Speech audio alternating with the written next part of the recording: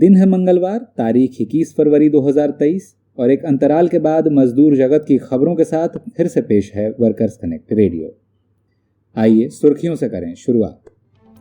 ESI की बैठक में फैसला, कोविड के दौरान शुरू हुई अटल बीमित व्यक्ति कल्याण योजना अगले 2 वर्षों तक रहेगी जारी। हरियाणा में केबल बनाने वाली फैक्ट्री के बॉयलर में विस्फोट, आधा दर्जन मजदूर गंभीर रूप से घायल। मृतक सफाई कर्मचारी की विधवा के जमीन अधिग्रहण मामले में कर्नाटक उच्च न्यायालय ने लगाया 50,000 रुपए का जुर्माना। जर्मनी में मजदूरी में बढ़ोतरी की मांग को लेकर विमानन कर्मचारियों की हड़ताल ने पकड़ी तेजी। और ट्यूनीशिया में मजदूर आंदोलन से बौखलाई सरकार ने ट्रेड यूनियन नेताओं के खिलाफ शुरू की कानूनी कार्रवाई। अब खबरें तफसील से। चंडीगढ़ में 20 फरवरी को हुई कर्मचारी राज्य बीमा योजना यानी ईएसआईसी की 190वीं बैठक में फैसला लिया गया है कि कोविड के दौरान शुरू हुई अटल बीमित व्यक्ति कल्याण योजना के अंतर्गत मिलने वाले बेरोजगारी लाभों को अगले 2 वर्षों तक बिना किसी बदलाव के जारी रखा जाएगा। इस योजना के अंतर्गत बीमा धारक नौकरी जाने पर जीवन में एक बार 90 दिनों का बेरोजगारी भत्ता एक मुश्त निकाल सकते हैं। बैठक में यह भी फैसला लिया गया कि कर्मचारी राज्य बीमा योजना के अस्पतालों के संचालन की जिम्मेदारी आंध्र प्रदेश एवं झारखंड सरकार से वापस ले ली जाएगी। साथ ही बिहार के बिहटा एवं राजस्थान के अलवर स्थित ईएसआई अस्पतालों में 31 मार्च 2024 तक आम नागरिकों को मुफ्त सेवाएं प्रदान की जाएंगी, यानी गैर बीमा धारक भी इन अस्पतालों में स्वास्थ्य सेवाओं का लाभ उठा सकेंगे। हरियाणा के पलवल स्थित केबल बनाने वाली कंपनी स्वर्ण इंफ्राटेल प्राइवेट लिमिटेड की पेंट यूनिट में सुबह सवेरे बॉयलर में विस्फोट होने के कारण 6 मजदूर बुरी तरह से झुलस गए। घायल मजदूरों की पहचान गौरव उम्र 25 वर्ष, जुगन 45 वर्ष, 30 वर्षीय दयाचंद, किशन और राकेश और 18 वर्षीय सचिन के रूप में हुई है। चोट की गंभीरता को देखते हुए घायलों को दिल्ली स्थित सफदरजंग अस्पताल में रेफर कर दिया गया है। हादसे के कारण की अभी तक पुष्टि नहीं हो सकी है।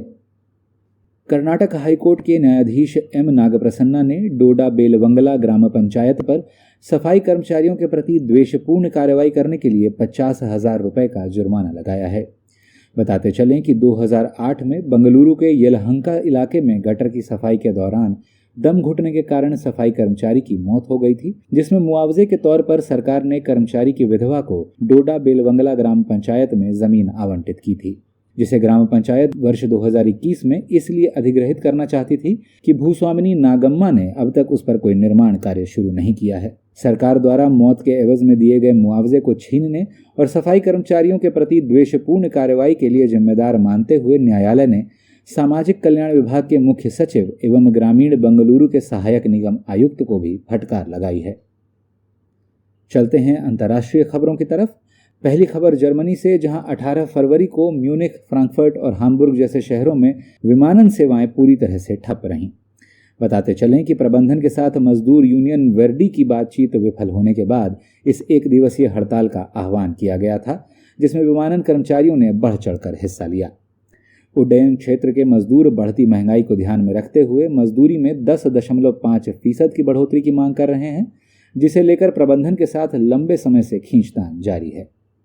उधर पूर्वी अफ्रीकी मुल्क ट्यूनीशिया में हुई भव्य राष्ट्रव्यापी हड़ताल से बौखलाई सरकार ने यूनियनों और उनके नेताओं पर निशाना साधा है।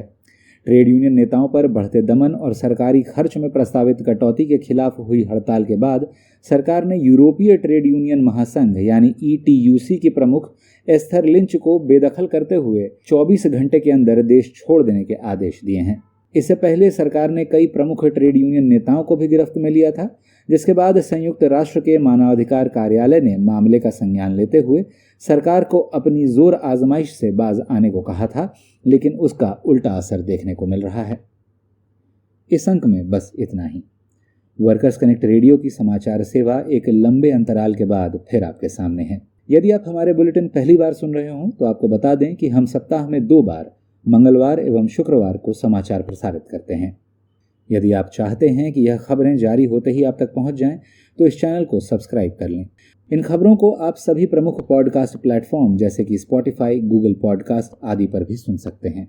मजदूर जगत की प्रमुख खबरों के साथ शुक्रवार को फिर होती है मुलाकात। तब तक के लिए दें इजाजत।